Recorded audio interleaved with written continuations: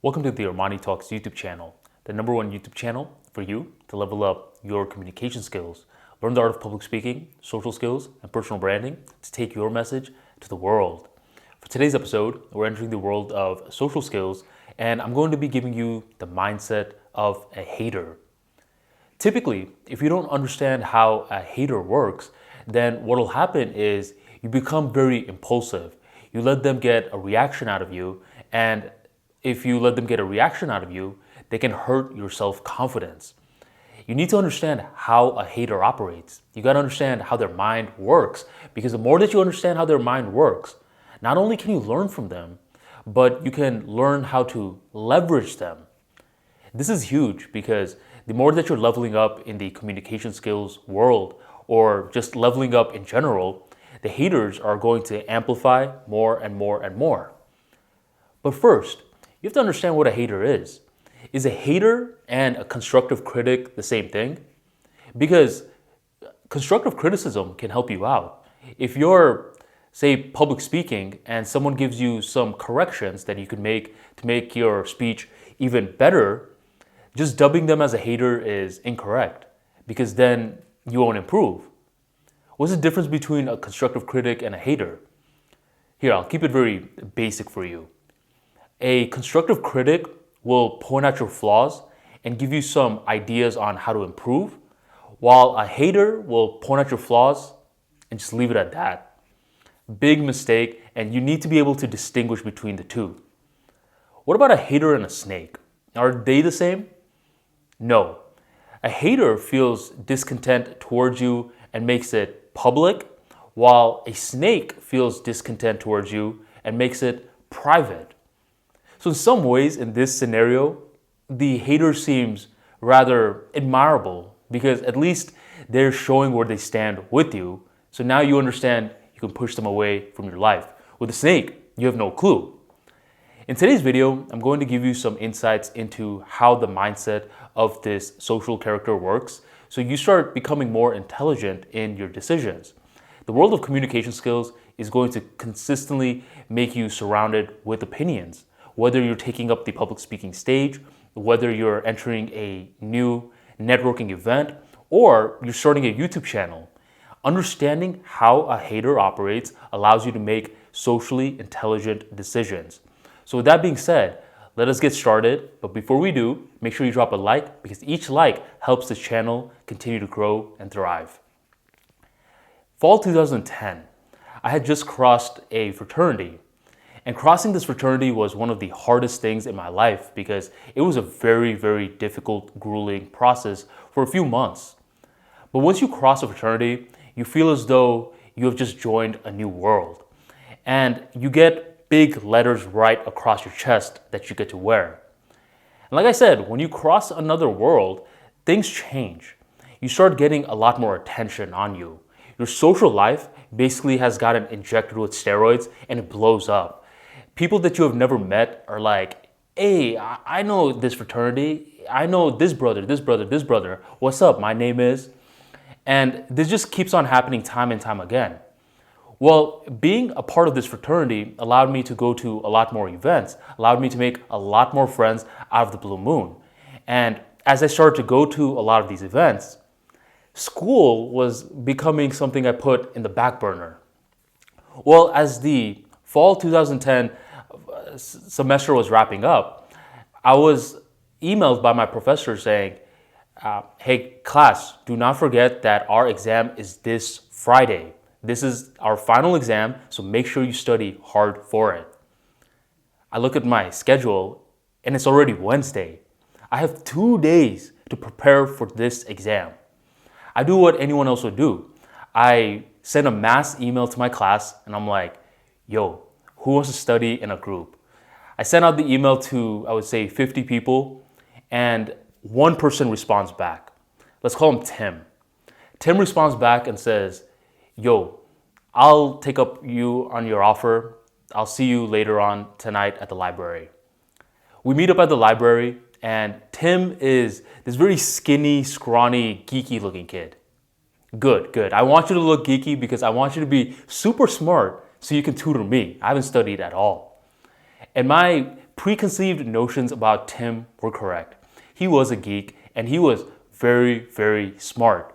He was pretty much using me to tutor me so he could learn the concepts more, and I was using him to learn the concepts. It was a dynamic relationship. But in the beginning of our study session, we didn't have much in common. We were two very, very different people, so it was just business at first. But as the hours went on by, and as we were pulling this all-nighter, Tim and I started to get closer.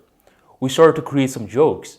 We started to ask each other questions about each other, and we started to notice that we had plenty of things in common.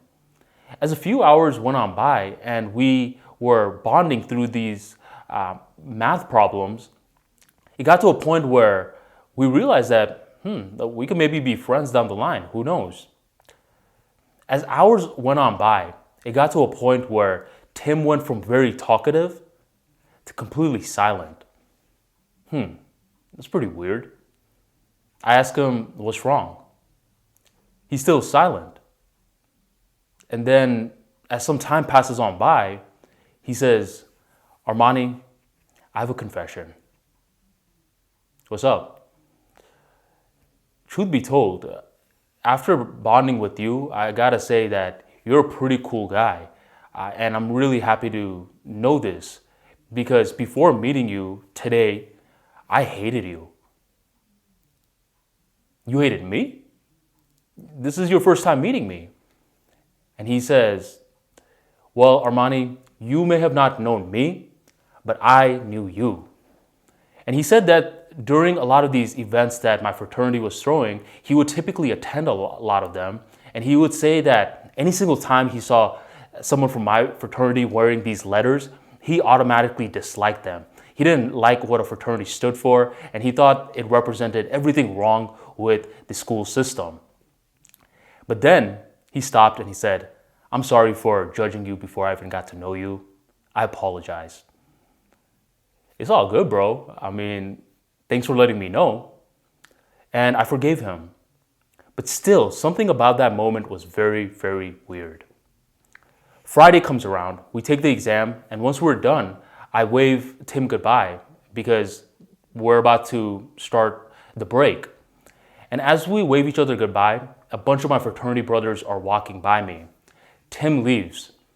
And these fraternity brothers come up to me and they're like, yo, dude, how do you know Tim? And I'm like, oh, you guys know him? He's from my class. He's like, yeah, we know him. He was rushing and pledging for the fraternity last semester, but he ended up dropping. He ended up pledging for the fraternity, but he doesn't like fraternities. Oh, he likes it all right, but he just couldn't handle the process. So he ended up dropping. And at that moment, my mind was blown. I had finally understood why this guy had such a strong hatred. I mean, I kid you not, this is a very intellectually gifted individual that was academically smart, but out of the blue moon, he was emotionally blinded by his hatred towards this organization where he didn't personally know the members. But it made sense now. Tim was a dictionary definition of a typical hater. People hate for different reasons, and sometimes it's warranted because the person that they're hating on can be corrupt, is a snake, is not a good person. But a lot of the other times, haters hate without complete understanding of what is going on within them. If you're wondering how a mind of a hater works, it is typically broken down into two main concepts. It comes down to attention and it comes down to jealousy. These two concepts, once you combine them, if it's used in the incorrect manner, it typically creates a hater. So let's go through both of these concepts. Attention. A hater will typically follow attention because if someone doesn't know that you exist, there's no awareness towards your existence, then you got nothing to worry about. But this isn't a fun life to live. I mean, being someone who's always in the back burner, just observing, just watching. Sure, it's safe, but is it fun? Probably not. The person that's speaking on the stage will get much more hate than the person that's in the audience. Why? It's because they have attention on them. Where there is love, there is always hate as well. So that's the first part, attention. The second part is jealousy. So jealousy is when there's a flux of emotions that are going in, when you see someone doing something in their life that you secretly desire. There's a certain flux created from that. And people typically become jealous of people that they see in a higher social bracket in that part of their life. So say you're making $1,000 a month and your friend is making $100,000 a month. Immediately, you'll feel that flux and you'll feel a level of jealousy. Does this mean that you're a bad person? Not really. I mean, jealousy is a human emotion. It's pretty much a part of your palm. It's a body part, but in the emotional world, similar analogies. But how you react to the jealousy will say a lot about you, which I'm going to cover shortly. But typically, the person that is jealous is the person that is in the lower social value.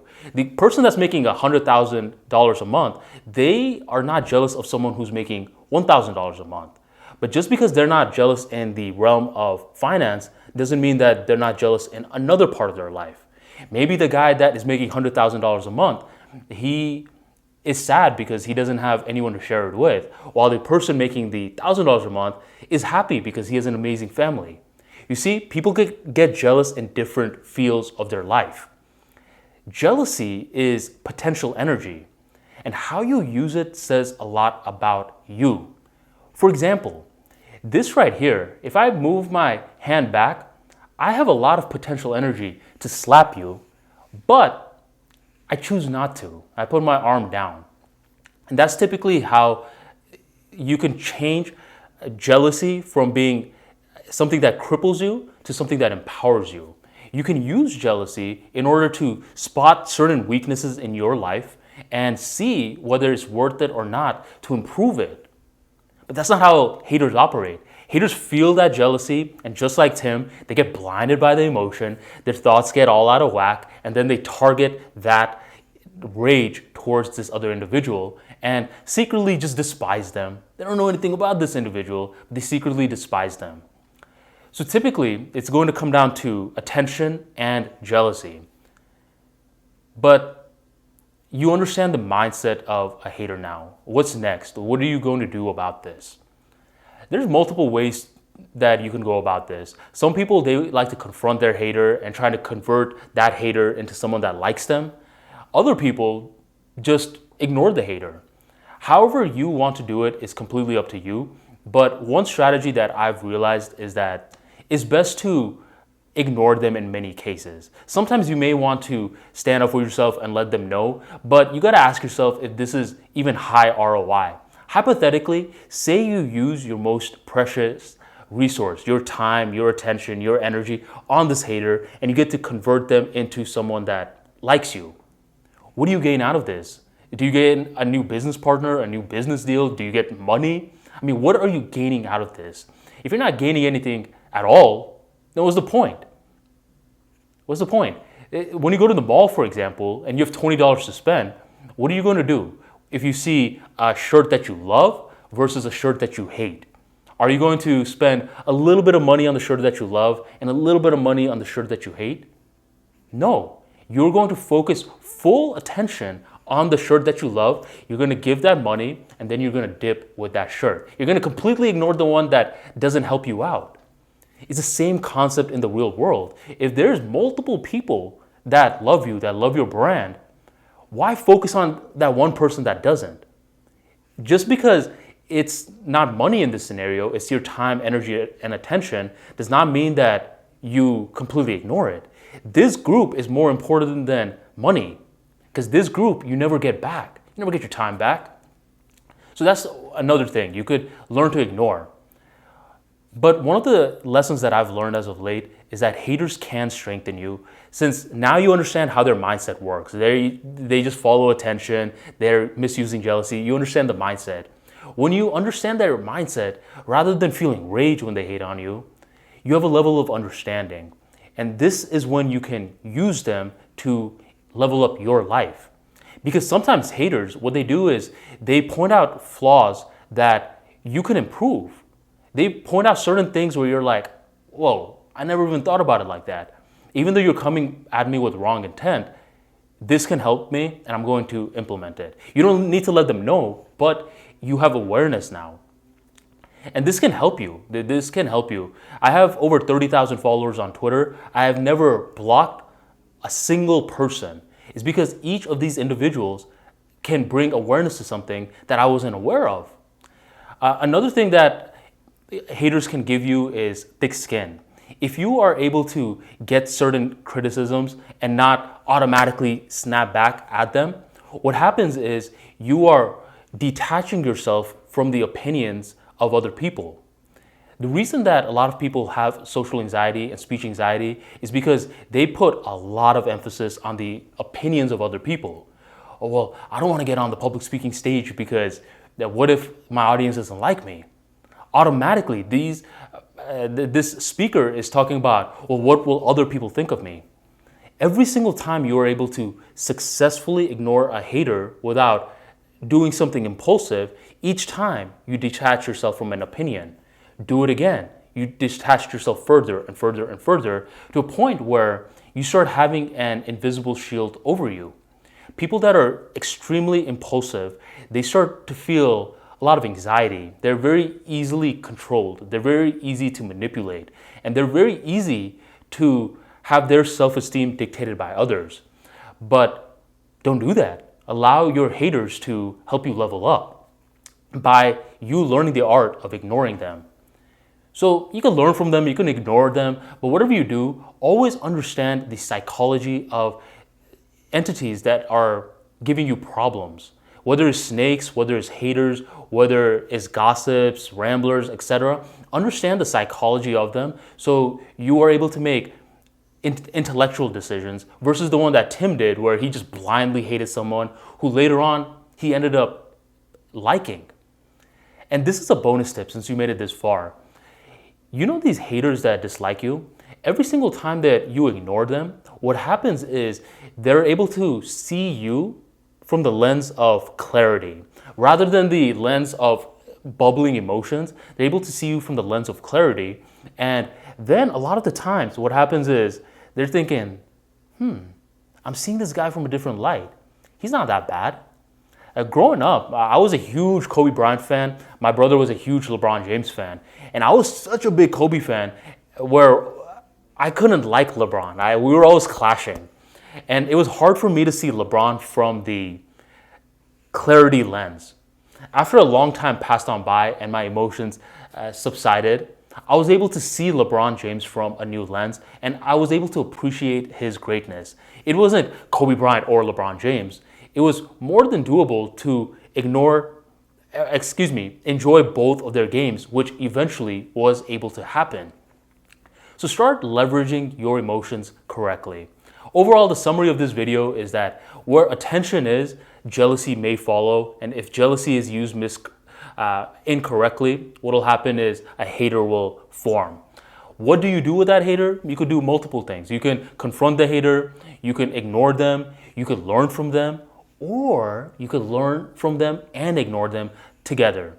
Ultimately, you win when you do not let someone else get a reaction out of you because there's so many different people in this world. There's so many different personalities. You don't want others controlling your behavior. You want to control your own behavior. People come and go, but the person across the mirror stays the same. So stay true to yourself and level up your social intelligence. If you want more practical insights into the world of social dynamics, you want to check out the Armani Archives, an in-depth look into the world of social dynamics, where you'll learn tips on how to work with haters, how to kill off your inner nice guy, how to break the ice, start small talk, and so much more. Stuff that unfortunately you weren't taught in school. Go on over to the description box, hit that link, and seal your copy today. Thank you for joining the Armani Talks YouTube channel, and I'll catch you on the next episode.